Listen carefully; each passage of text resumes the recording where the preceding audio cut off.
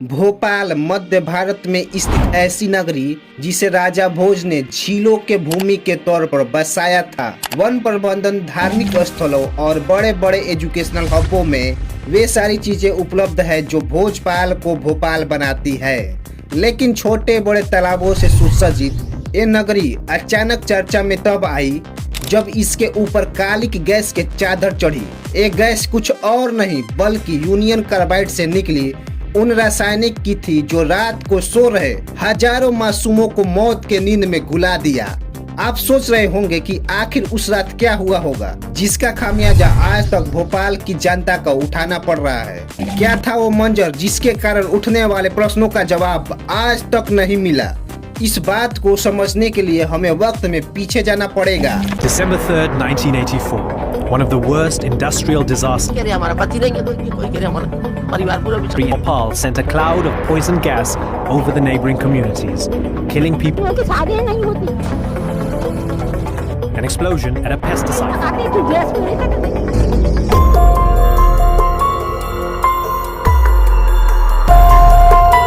साल 1970 में एक अमेरिकन केमिकल कंपनी की शुरुआत होती है, यूनियन कार्बाइड कॉरपोरेशन यूजीसी, और इसके 17 सालों के बाद 1934 में एक कंपनी भारत में आने वाली यूएस कंपनियों में से एक पहली कंपनी थी।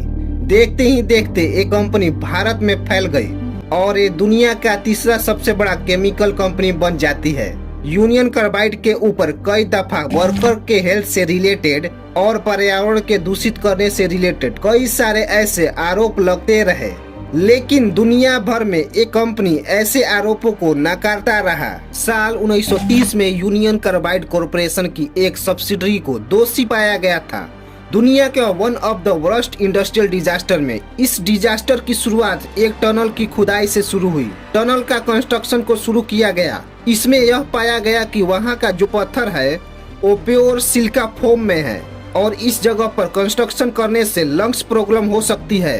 देखिए, जब ये चीज वर्कर के सामने आई तो उन्होंने काम करना मना कर दिया, लेकिन कंपनी ने अपने ऑपरेशंस को आगे बढ़ाने के लिए न्यू वर्कर को भर्ती करना स्टार्ट कर दिया। इसमें कुछ अफ्रीकन लोग थे। उसी समय अफ्रीका में काम की कमी देखा जा रहा था। इसके बाद एक कंपनी काम करना स्टार्ट कर दिया। कुछ ही दिनों के बाद कई सारे वर्कर्स को सिलिकोसिस हो गया।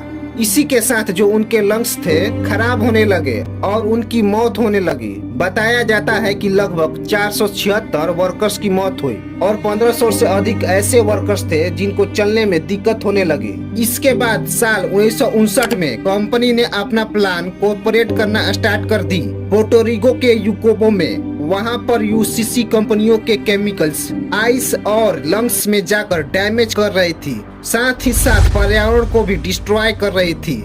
यह सब देखते हुए 1978 में पोर्टोरिको के गवर्नमेंट ने एक नोटिस इशू किया यूसीसी के खिलाफ। इसके बाद लगातार 10 बार हायरिंग हुई कोर्ट में।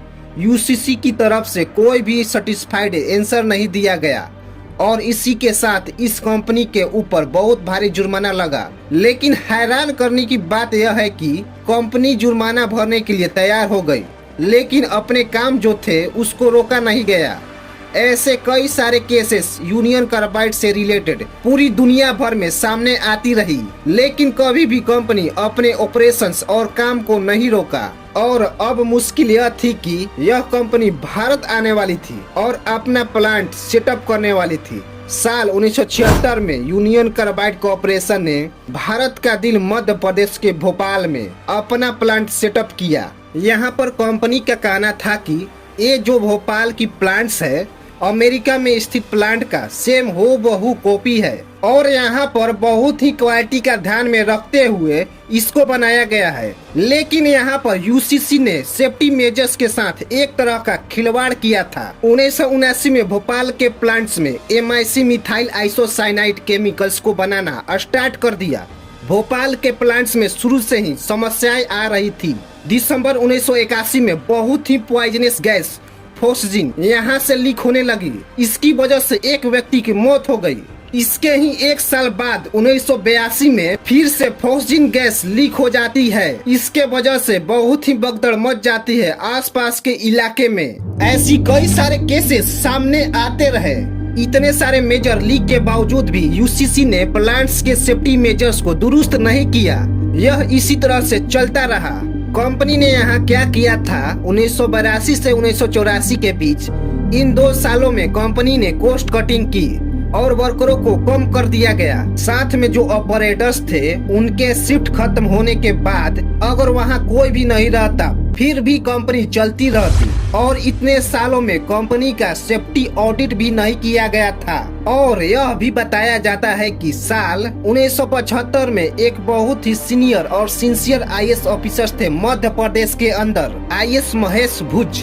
ये जो थे उस समय 1975 में जब एक फैक्ट्री चालू थी, इन्होंने प्रिडिक्ट किया कि यह जो केमिकल बन रहा है लोगों के लिए घातक साबित हो सकता है।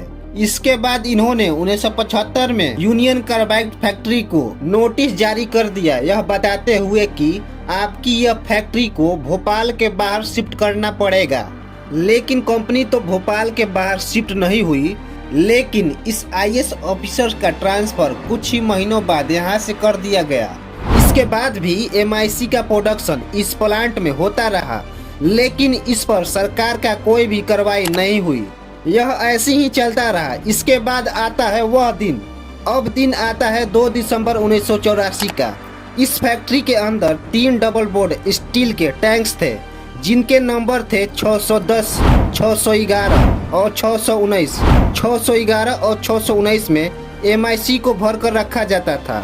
610 को हमेशा के लिए खाली रखा जाता था, लेकिन उस दिन 610 टैंक के अंदर एमआईसी को भरकर रखा गया था। इसके बाद वहां काम करने वाले एक वर्कर्स ने यहां पर नोटिस किया कि जो 610 टैंक है जिसमें एमआईसी को भरकर रखा गया था, उसका प्रेशर बढ़ रहा है। 2 LB पर स्क्वायर इंच से वह 10 LB पर स्क्वायर इंच बढ़ जाता है। लेकिन इस बड़े मेजर चेंज को उन्होंने हल्के में ले लिया और उन्होंने समझा कि जो प्रेशर मापने वाले इंस्ट्रूमेंट है उसमें कुछ गड़बड़ी आ गई है। इसमें देखा जाए तो ऐसी घटनाएं इस कंपनी में बहुत बार घटित हुई थी। रात के 11:30 बजे के आसपास वर्करों को यह रियलाइज हुआ कि कहीं न कहीं से एमआईसी गैस लीक हो रही है। उन वर्करों में से एक वर्कर जिनका नाम सुमन डे था, वह भागकर कंट्रोल रूम में जाते हैं। कंट्रोल रूम में जाने के बाद वह प्रेशर को चेक करते हैं। प्रेशर चेक करने के दौरान उन्होंने यह देखा कि 3 घंटे पहले जो प्रेशर था वह बढ़कर 55 LB हो गया। वर्कर के साथ सुपरवाइजर को भी यह समझ में आ गया कि यह चीज कितनी खतरनाक हो सकती है।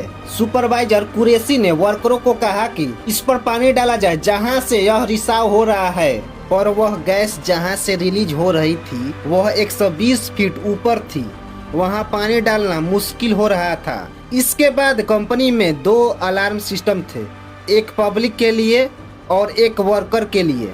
रात के 1 बजे सिर्फ 2 से 2.5 मिनट के लिए वह पब्लिक अलार्म बजता है, लेकिन इसके बाद यह अलार्म बंद हो जाता है, दोबारा कभी नहीं बजता। फैक्ट्री में वर्कर्स के लिए अनाउंस कर दिया गया। साथ में यह बताया गया कि हवा जिस दिशा में चल रही है उसके विपरीत आपको भागना पड़ेगा। यहाँ से जो वर्कर्स हैं भागना शुरू करते हैं। रात का समय था, लोगों की नींद उस अलार्म से खुली ही नहीं। फैक्ट्री के आसपास जितनी बस्तियां थी उसमें रहने वाले कुछ लोगों की नींद उस अलार्म के थोड़ी ही देर बाद खुली। नींद खुलते ही उन्हें लगातार खांसी आने लगी, उनके आंखें बुरी तरह जलने लगे। जब उनकी दम घुटने लगी तो वह इधर उधर भागना स्टार्ट कर दिए। इसके बाद उनकी मौत होने लगी। रात के 3 बजे हालात इतने बुरे हो चुके थे कि हजारों लोग आसपास के इलाके के उस जगह को छोड़कर जाने लगे।